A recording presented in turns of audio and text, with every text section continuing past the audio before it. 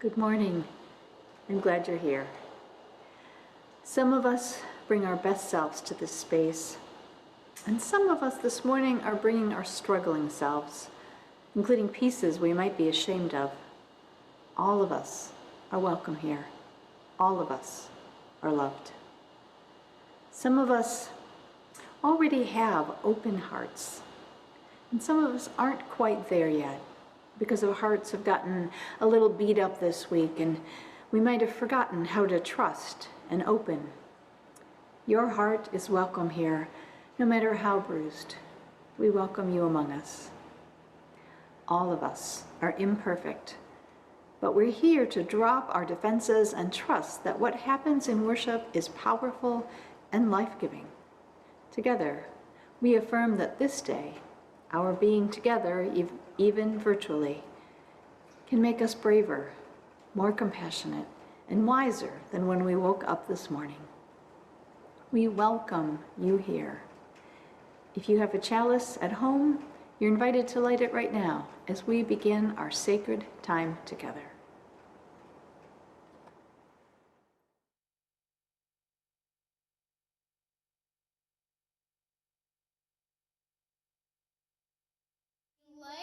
Chalice, we share our church covenant. We promise to listen and learn together with compassion, curiosity, and an open mind.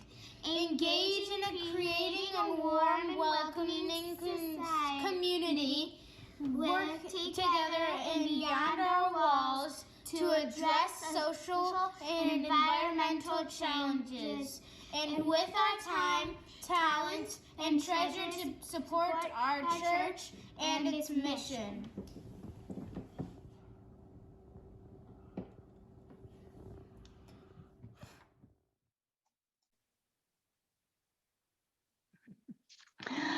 Good morning. Thanks, kids. I'm Reverend Pam Romancic, and my pronouns are she and hers. And I am blessed to serve the Unitarian Church in Hinsdale, Illinois. Wish everyone today a very happy Valentine's Day, a day where we acknowledge that deep and abiding love which holds each of us in its eternal embrace. To celebrate the day, Pam Fodor came up with the plan to show our church members just how loved you are. She sent out packets of hot cocoa to members and friends, and we hope that you will brew them up and share them with us later in this service for our very first virtual hot cocoa communion. Because we haven't been able to do anything else together this year, this has seemed one way that we were able to say thank you and we love you.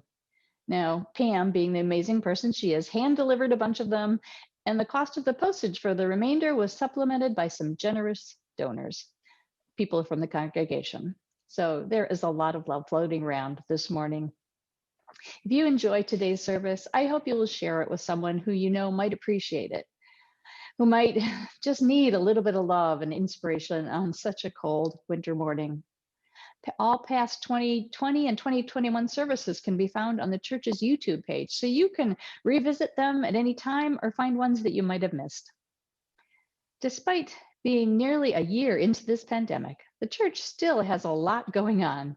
So beside our regular weekly meditation, our Wise Elders group, our book club, our membership team, our breakfast clubs, the animal ministry is meeting today at 11:30, and the men's group is meeting at noon today.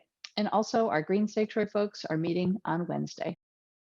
Also, coming up for the next 2 Sundays on February 21st and 28th at 11:30 a.m., the membership committee is going to be leading a new UU class for anybody interested in learning more about Unitarian Universalism, about our church in particular, where we'll focus on theology, on local and national history, on how the church works, and how you can get involved. So please check the website and contact Pam Fodor to sign up. The memorial for our longtime church member and dear friend, Kathy Salzano, will be held next Saturday, February 20th at 11 a.m. on Zoom. Links to her obituary and to the Zoom are on the website. I encourage everybody to visit our website and follow us on social media so you can stay connected. The Touchstone just came out recently, and there's a whole lot of information about upcoming events and opportunities that to get involved.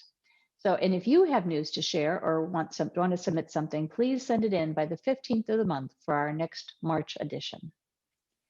If you are visiting us for the first time today and would like to receive regular communications, you can leave your information in the chat box, or you can click the contact button on the website and we will make sure you start getting that. And then after the service, everybody is invited to stay on for a brief virtual coffee hour. You could bring your own coffee or your own cocoa, and we'll split into chat rooms and where you can respond to the message, where you can get to know new people, or you can just catch up on our shared lives. Staff is still working from home until it gets a little bit safer. And unfortunately, the phone system has been behaving erratically, so it doesn't always leave us messages. So the best way to reach us is via email or calling on our, all of our information is again on the website. A little later in the service, we'll hold a space for prayer and meditation. So if you or someone you know is in need of support, please let us know. You can type your intention in all caps in the chat box, or you can contact me via email or cell phone. And finally, just a reminder, if you are getting in a pinch, if you need some groceries or some emergency arises, please do let us know. The church has an emergency relief fund for this very purpose for our members. Thank you today to Paula Dvorak, who's being our worship associate, and to our regulars, Jamie Passman, Jean Schaefer, and Suzanne Williams. They are the amazing team of talented and generous people who help bring you the service each and every week. Now, please feel free to sing along as we share our opening hymn, number 18, What Wondrous Love.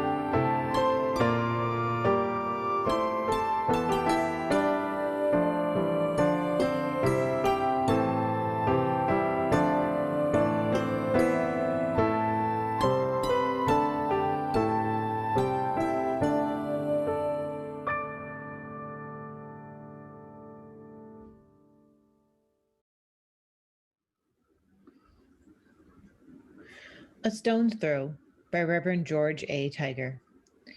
As I ride through Kandahar City's Subdistrict 9, I see a naked, dust-covered kid playing along the road. That is not the strangest thing. But when he picks up a large rock and hurls it at the truck, I wonder out loud, what the hell? Who lets their kid run around naked throwing rocks? What kind of place is this? Years of war and violence have produced a perversely unique system where hurling rocks at others is a legitimate sport.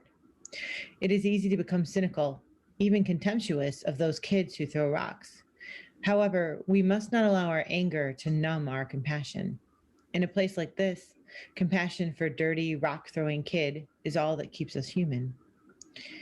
If our entire world, from our first breaths, was a closely circumscribed existence defined by poverty, war, death, dirt, and dust, how would we perceive the world around us? How different would we be? Maybe rock throwing would not seem so strange. My son has grown up seeing men in uniform as the good guys, not a threat. When his bunny rabbit died, he cried for a day and buried it in the backyard. That is as close to death as he has ever been. He takes a hot bath every night. He has ice cold water, juice, and soda for the taking. His world is secure, reliable, and good. He is happy, safe, and loved. The kid with the rock has never known the world my son takes for granted. His world is not secure, reliable, and good. It is dangerous, uncertain, and rough. Still, he knows how to throw rocks. It is one certain thing in an uncertain world. So that is what he does. Understanding this, my response is compassion. Compassion for a child who seeks to hurt me. Compassion for a child who is no less a child of God than my own son. I cannot change his world, but I must try to understand it. Otherwise, a kid with a rock is just one more kind of enemy instead of the person he really is. A kid who, like my own son, only wants to be happy, safe, and loved. Thus ends the reading.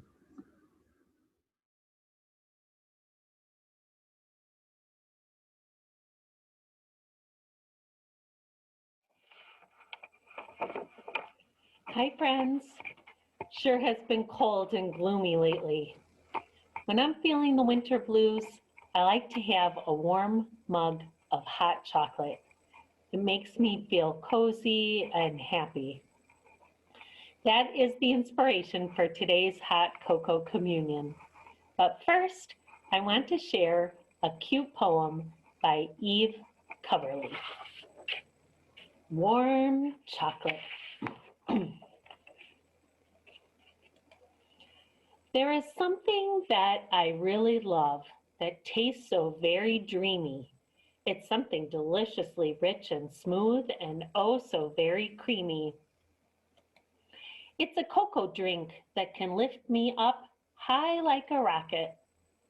You know it by its hot, steamy name, hot chocolate, but I like to call it sweet, warm chocolate.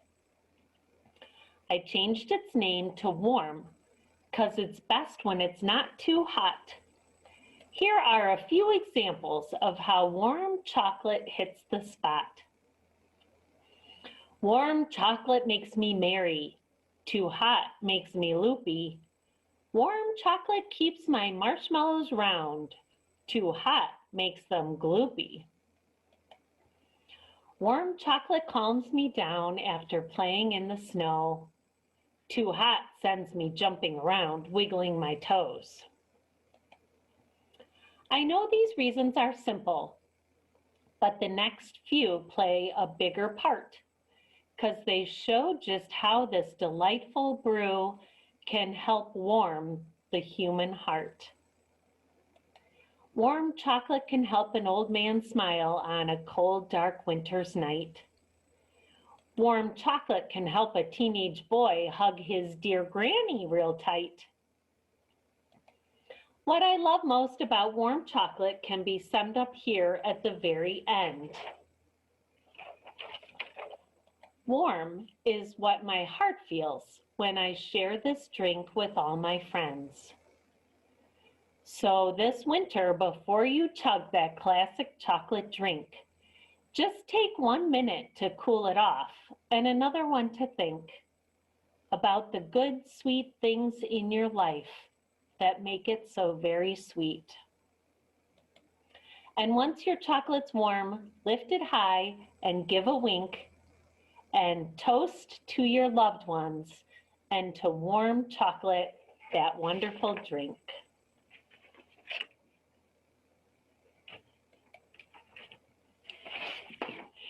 Thanks for sharing that poem with me. So now's the time for you to fire up your water kettles and make your hot cocoa while you are listening to the rest of the service, or grab your favorite warm drink and stay tuned for our communion that will come a little bit later in the service. See you then.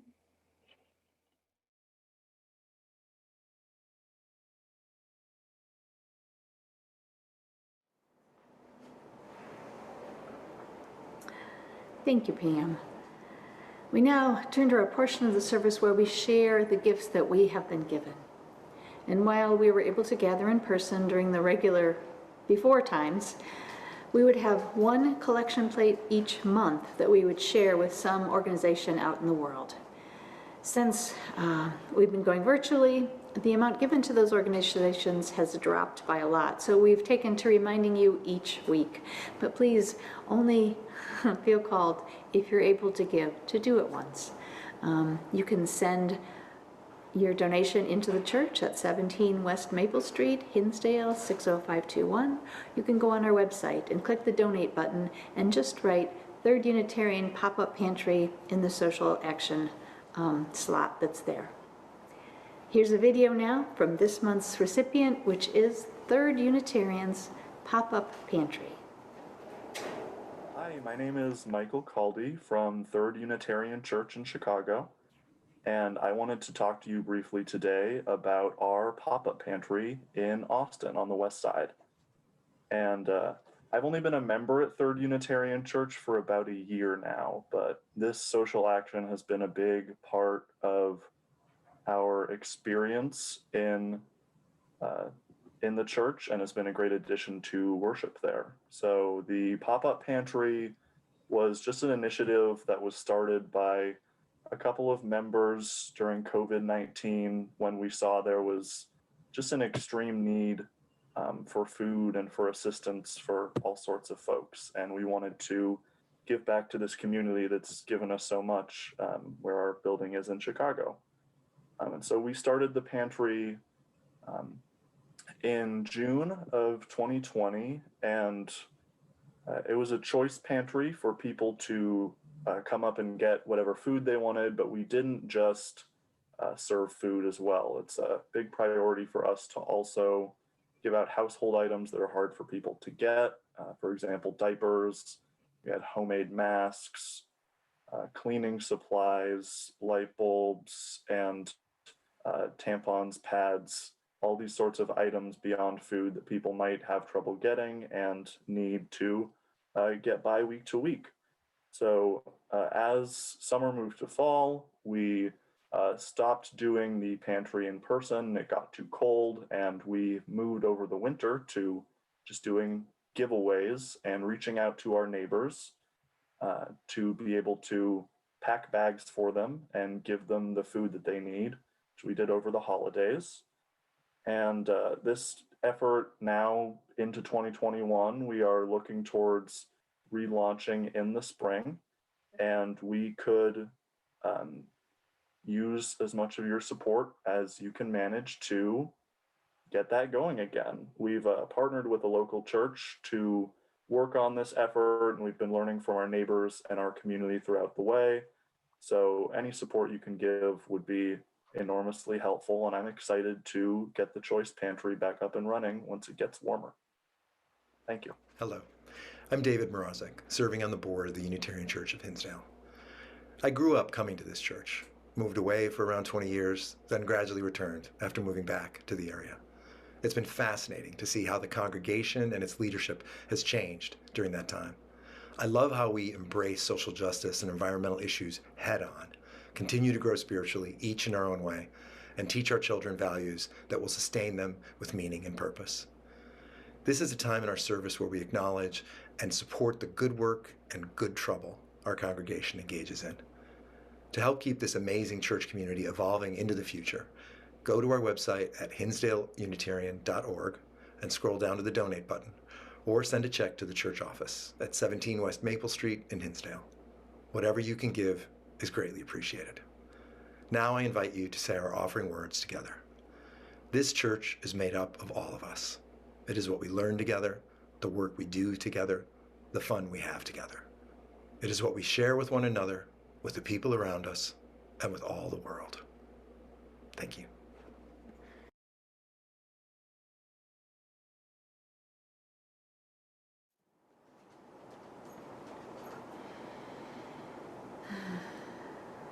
Don't we all simply wish to be safe and loved? I invite you this morning to settle into your chairs as we begin our time of meditation and prayer. We're using the words by Reverend Thomas Rhodes, A Meditation on Broken Hearts. Before we begin, we acknowledge that we hold everyone in our congregation who is struggling or suffering with some challenge. And this morning, we remember especially Joanne Crower, who continues on in her fight against cancer. We hold both Joanne and Peter in our open hearts this morning. Let us open into a time of meditation, contemplation, and prayer. Feel the earth beneath your feet as it supports you. Feel the love of this community as it surrounds you and folds you, even as it is virtual. Feel your breath as it flows in and out of your body. Listen to your heart. How is it with your heart this morning? Does your heart feel whole, shielded by intellect, cocooned by reason, closed to feeling? Or is it broken, fragile to the touch, brimming with the pain of loss? Or has your heart been broken and healed so many times that it now lies open to the world? Knowing that true growth comes not without pain, that tears may wear down barriers, and that we may carry the hearts of others even when our own is too heavy for us to bear. None of us has an unblemished heart, not one. For such perfection can only be found in death. So this morning, let us give thanks for the broken places in our hearts and in our lives. For it is only through such brokenness that we may truly touch one another, and only through touching one another that the world may be healed. Let us give thanks then for the brokenness that we all share.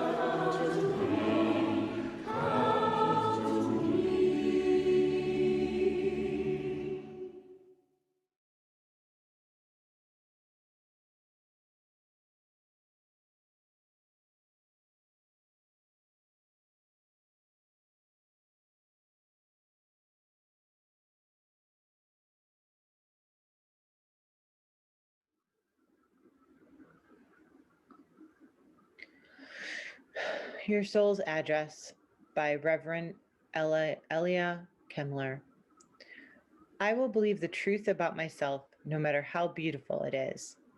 Macrina Weldeker. I recently suggested to the congregation I serve as minister that they might want to try praying naked in front of a full-length mirror. Their response was, not surprisingly, slightly hysterical laughter. I didn't make up the idea, but I got it from the priest and writer Barbara Brown Taylor. She recommends that from time to time, we take off our clothes, look at ourselves in the mirror, and tell ourselves with as much tenderness as we can, here I am. This is the body like no other that my life has shaped. I live here. This is my soul's address. To face ourselves naked in the mirror with some measure of gentleness, much less reverence, is a hard assignment, I know. Many of us learned early on that we are either too much or not enough. Many of us grow up believing that essential parts of us are unacceptable, the way we look or feel or talk or love or learn, and we never seem to fully unlearn that shame. It is deeply spiritual work to put down our self-loathing, to set it aside even for a few moments. It is deeply spiritual work to learn to treat ourselves with compassion, to learn to see ourselves, if only in moments, the same way we look at something or someone we find beautiful. A newborn baby, the ocean, a sunset. A couple of years ago, I started wearing a pin on my coat that says, "You are beautiful." It is small, and most people don't notice it or say anything if they do. Not long ago in Dunkin' Donuts, a place where I spend a lot of time and where a lot of life happens, I got up to the counter to order my coffee and realized the woman behind the counter was staring at the button on my coat. I also noticed the woman had small raised red birthmarks all over her face. For a moment that felt like a long time, we were both completely still. I watched her as she took in the words, "You are beautiful." Then she raised her eyes to mine and said very quietly, "I like that." "I'm glad," I said, also very quietly, and we moved on to coffee. Thus ends the reading.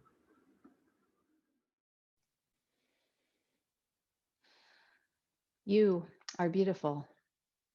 I love this reading because I believe it holds medicine for what ails us.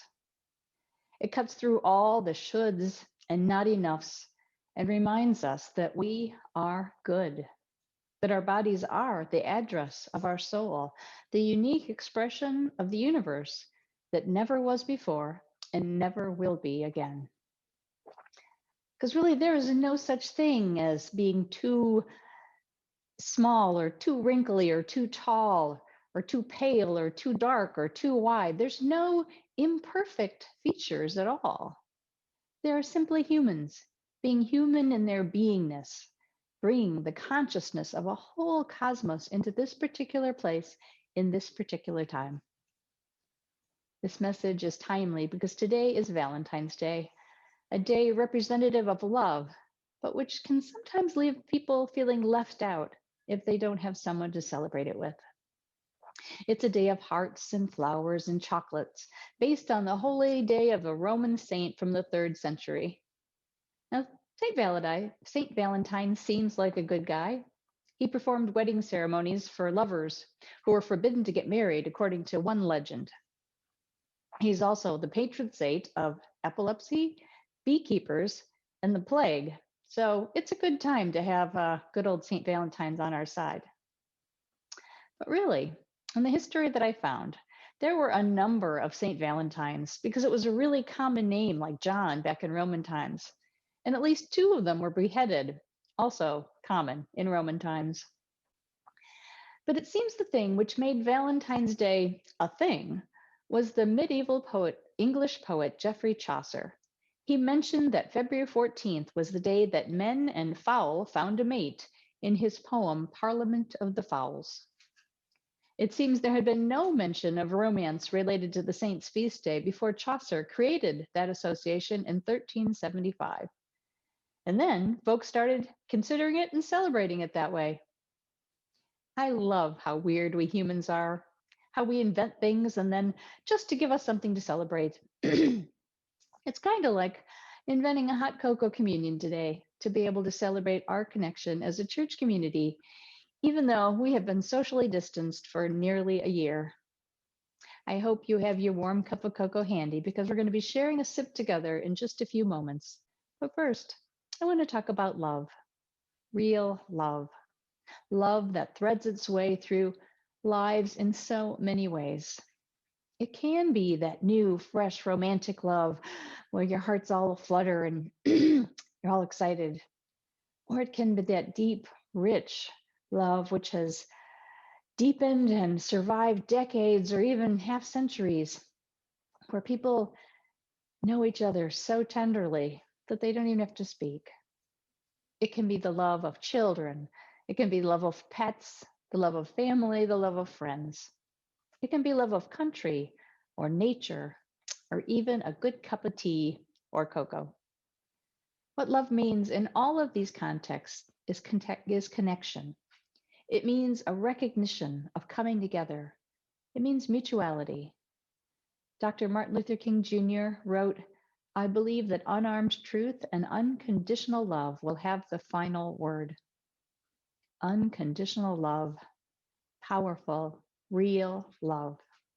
Love with no strings or obligations attached. Love that sees purely and clearly just how absolutely beautiful you are. We've all been raised to see the world through some fault-finding spectacles, taught to focus on what's wrong, how we fail to live up to some imagined ideal. But that doesn't serve anyone. It keeps us, all of us, feeling less than. It keeps our heads down, trying either not to get noticed or to get enough attention to fill up that deficit that's just in the middle of our chest. Always reaching, stretching, grabbing, feeling empty. But you know, that is a completely false representation of life. The reality is that life is abundant, that you are the perfect expression of you, lovable, kind, cranky, unique, okay. The unconditional love that we need is all around us. In order to find it, you have to connect with our own unique and beautiful human soul. You have to connect with that light which lives within and which shines out into the darkened world. It's not found in the perfect house or the perfect mate, which doesn't exist. It's not found in perfect children, oh my, or the perfect job, or even the perfect dog. Perfect, unconditional love can only be found here in your heart. Breathe into your connection with the whole of life. See yourself through the eyes of someone who loves you. See beyond hurt and pain. See with love-colored glasses, which allow the soul to shine forth in all its glory. And once you recognize that in yourself, look around and try to find it in everybody around you. Like the writer in our first reading said, he was able to see humanity in the dirty, rock-throwing kid because there was light in that child. There was another human soul longing to feel safe and loved. And each and every one of us could be that child. Just like each of us can be that tree standing out in the garden, not compared to any other tree, just beautiful in its own treeness. You are unique, irreplaceable. Your particular humanness is perfect for you. Now, I acknowledge that we can always eat better or get more sleep or remember to send more cards or call our relatives, maybe stop throwing rocks. But none of that has anything to do with your essential, beautiful, and loving nature. It's Valentine's Day, and I'm here to tell you that you are a child of the universe, no less than the trees and the stars. You have a right to be here. You are loved, and you are love. And you know what? What says love more than a cup of warm cocoa, right? So now, Pam Fodor is going to join me as you gather your hopefully warm cup of something tasty, whether it's cocoa or tea or coffee, maybe even some hot spice cider if you're feeling exotic. When you have your mug handy, we'll begin our very first virtual hot cocoa communion. So here is my warm mug. And I hope I see some of you out there have your own mugs. There you go. I see some mugs being raised. Yay. Now is the time for our service for a new UU ritual of warmth, love, and connectedness. Our hot cocoa communion. So please, as you wrap your hands around your mug, remember the warm embrace of this church community. And as you take your first sip, feel calm and at peace.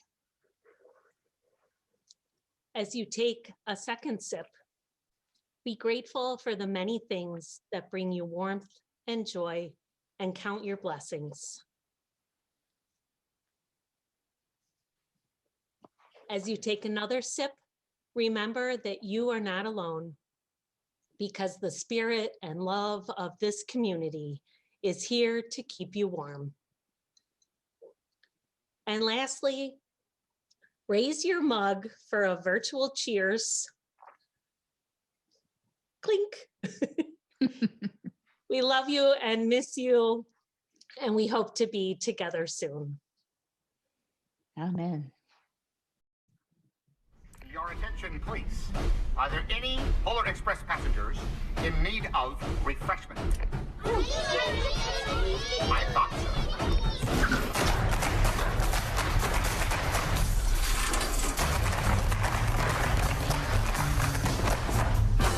Ooh, we got it! Hey, we got it! Say, we got it! Oh, we got it! So, we got it! No, we got it! Here we've only got one rule. Never, ever let it cool. Keep it cooking in the pot.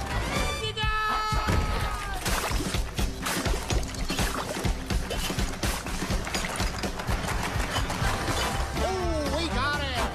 Hey, we got it! Say, we got it!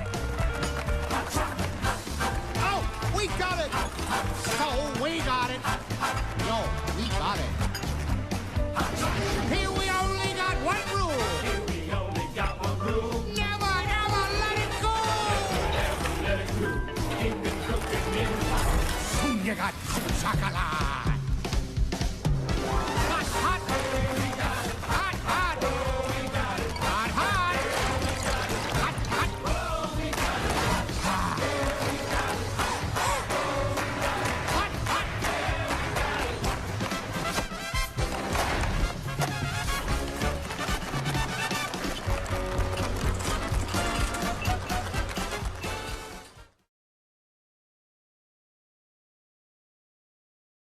What are you doing, big brother? I'm making a caring tree. Every time you do something nice for someone, you hang a heart on the tree. That way you can see how kindness grows. If you want to do something nice, I'd suggest helping me with my homework.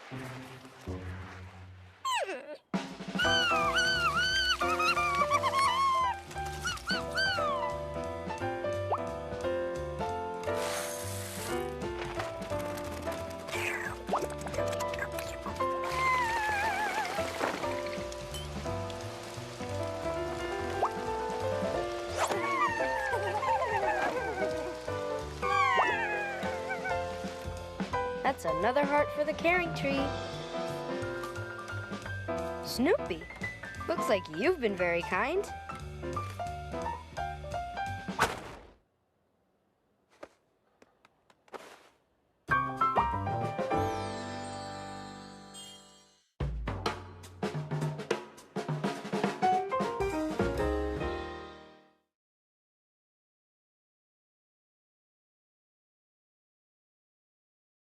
Extinguish this flame, but not the light of its truth.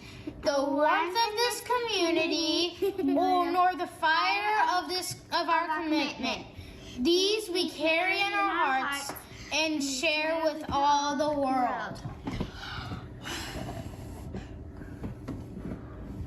Yay!